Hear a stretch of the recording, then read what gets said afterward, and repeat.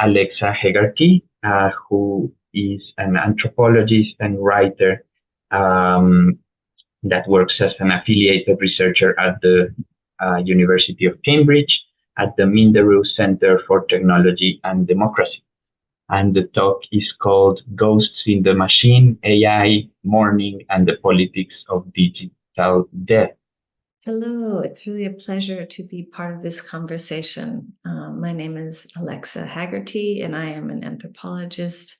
I work at the intersection of technology and human rights, and I'm presenting my project Ghosts in the Machine, AI, Mourning, and the Politics of Digital Death. And I'll also talk a little bit about how this project articulates with my wider research.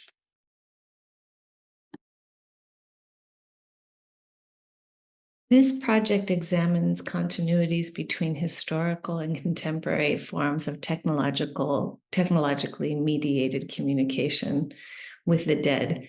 And by situating contemporary technological developments like grief bots, which I'll get to in a moment, within a longer historical context, I'm aiming to engage some critical questions of the digital age, like how are AI technologies reshaping our understanding of personhood and memory? And by this, I'm thinking both personal memory and historical memory.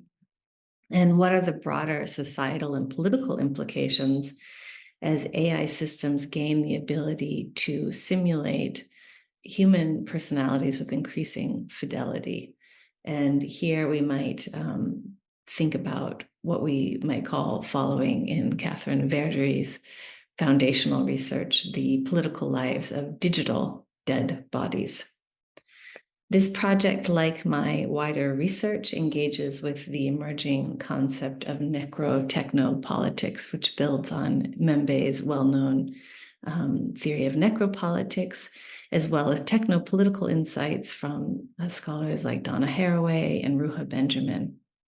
My work looks at artificial intelligence systems, algorithms, and data to examine how these seemingly neutral technological systems, or systems that are certainly very often presented as neutral, intersect with and exacerbate existing power structures that determine life chances along social lines of social categories like race, gender, class, and disability.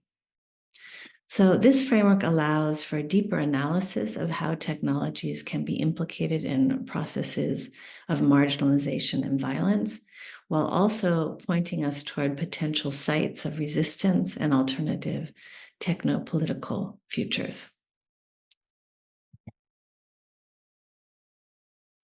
So starting with this slide, just to remind us that communicating with the dead is a human impulse that goes back a very long time. Here we see Odysseus consulting with the shade of Tiresias, seeking advice to find his way home. We also have in biblical tradition, King Saul consulting with the woman of Endor, summoning the prophet Samuel's spirit, and many other examples from cultures and societies around the world. So grief bots may be new and deep fakes may be new, but they are part of this much longer history of necromancy and power. In this project, I'm interested in the birth of spiritualism, which is often traced to 1848, when the Fox sisters, Margaret and Kate, claimed to communicate with spirits through mysterious raps. This phenomenon quickly captured the public imagination, and to give you a sense of the scale, by 1867, spiritualism claimed an estimated 11 million adherents in the US alone, roughly a third of the population. So this phenomenon coincided with significant technological advancements, particularly in communication. The telegraph, invented just 4 years earlier, had begun to reshape perceptions of distance and the possibilities of long-range communication. So Rochester, New York, which is where the Fox sisters gained prominence, is also was known as the telegraph capital of America, and it's where the company that was eventually named Western Union also was founded around the same time. So these raps and knocks of spirit channeling really bore a striking resemblance to the coded tappings of the telegraph. And there was a sense that if you could instantly communicate with someone on the other side of the world, why not on the other side of the veil between life and death? So, spiritualism, with its promise of bridging the gap between the living and the dead, can be seen as both a response to and an extension of these new technological horizons. And borrowing from Walter Benjamin, this intersection of communication with the dead and emerging technologies of the 19th century marks the technological reproducibility of necromancy. Interestingly, spiritualists quickly adopted the language and concepts of the telegraph and other contemporary technologies. For example, they described mediums as conductors who enabled the transmission of coded electrical signals from the spirit world. And they called spirit channeling through these raps by the rather technocratic sounding name of typology. As spiritualism grew, it developed more sophisticated technologies. Here we see a picture of one called the spirit scope, invented in the 1850s. Another was called the spiritual telegraph dial, and it claimed to provide faster and more efficient communication with the dead. So we're really seeing here this parallel with developments of more advanced telegraph systems. In some cases, historians have documented how spiritualists imagined capabilities that actually prefigured later technological development by decades. So we also see that a lot of inventors were interested in combining aspects of emerging telecommunications with spiritualism, so blending the mystical and the mechanical. For example, Thomas Edison designed a plan, the design for something that he was called the spirit phone. So spiritualism represents an early intersection of communication with the dead and emerging technologies, and it really carried significant political and social implication and weight.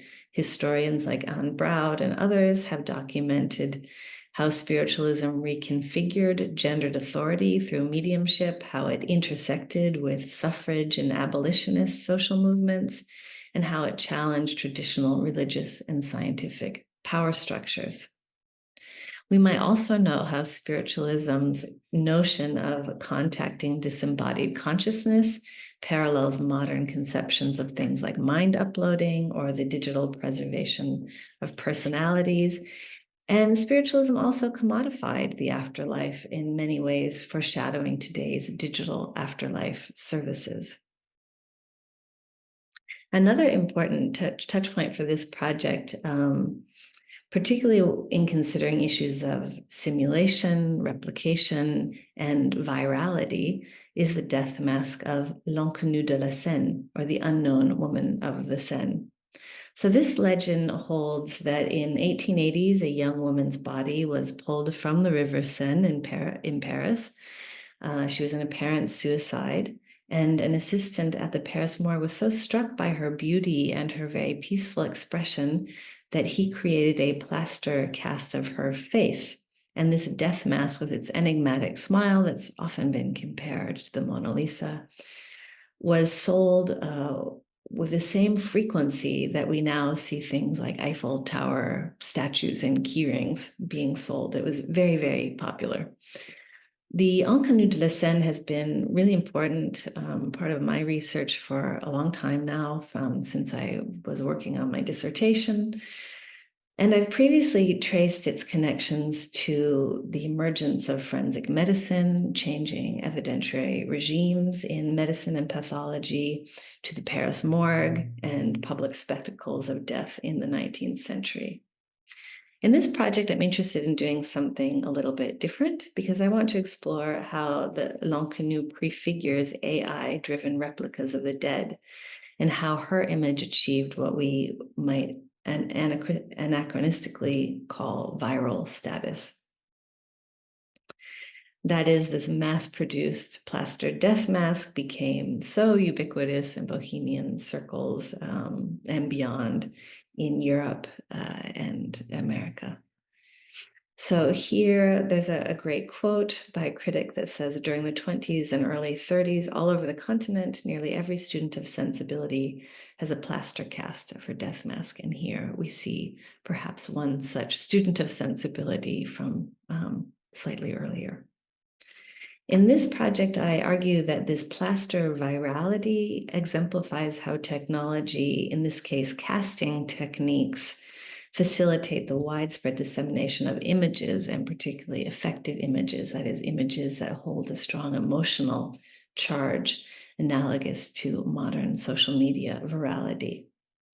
So quite a remarkable part of the story of L'Inconnue's afterlife and virality is the transformation of her death mask into Resusci Anne, the standardized CPR training mannequin.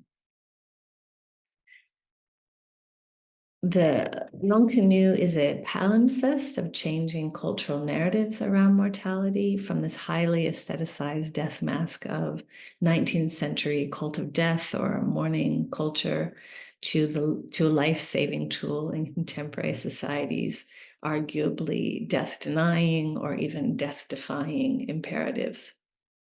So in this project and through my long-term engagement with L'Inconnue de la Seine, I argue that the L'Inconnue's plaster virality anticipates contemporary issues of consent, commodification, and perhaps most interestingly, the ontological fluidity of AI-mediated afterlives.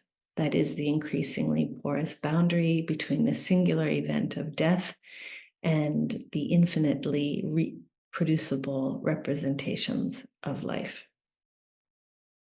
So finally, the project will explore modern digital necromancy in the form of grief bots.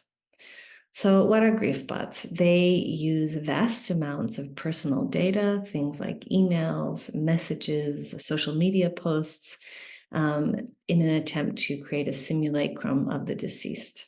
And to illustrate some of the complex ethical ground of grief bots, I'll quickly run through 3 brief examples.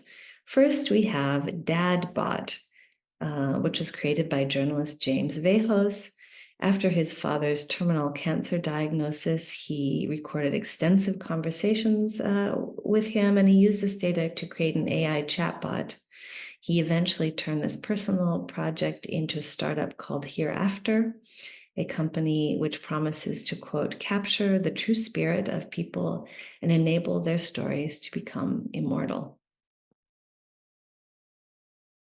But we also have a different kind of story from a woman named Christy Angel, who turned to a startup called Project December to create a chatbot version of her deceased ex-partner.